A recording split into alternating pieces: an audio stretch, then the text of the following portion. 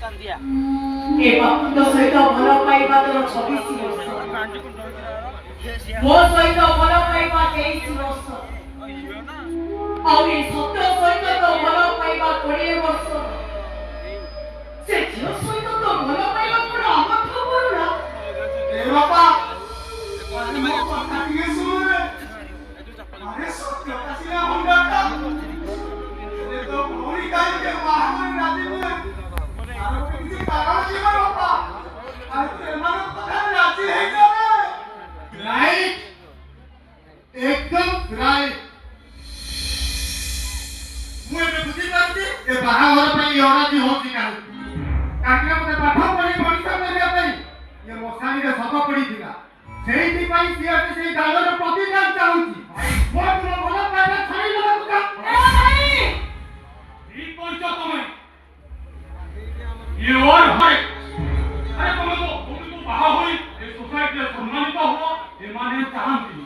ଏମାନେ ହଉଛନ୍ତି ଖରାପ ଆଉ ଶିଶୁ ପାଖରେ ରହିବା ଏମାନଙ୍କର ଇଚ୍ଛା।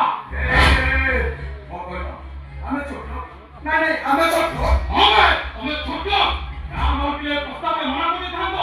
ଆରେ ମୋ ଭଉଣୀକୁ ବାହା ହେବା ପାଇଁ ଲୋକମାନଙ୍କର ମୋ ଘର ଆଗରେ ଲମ୍ବା ଲାଇନ ଲାଗିଛି। ଆଉ ତମମାନେ ବନ୍ଧୁ ମାନିବା ତମମାନଙ୍କର ଔକାତ ନାହିଁ। ଏ ବାବୁ ପାଇବି ତ କର୍ମ କରୁଛି ସେଇଠି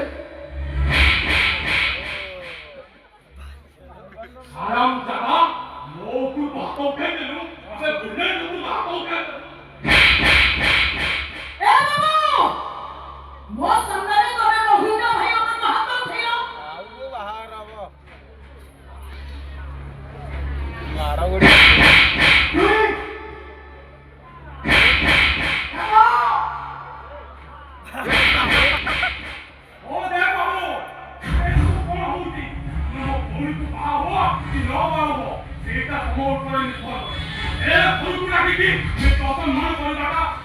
ঠিক হচ্ছে। পাদিলা আলি পাদিলা